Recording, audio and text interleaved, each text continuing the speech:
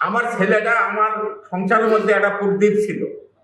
আমার বাড়ি ঘর যারা দেখছে তারা কবি যে এই কৃষকের ছেলে ভার্সিটিতে যাইতে পারে, কিন্তু ছেলেটা মেধাবী ছিল।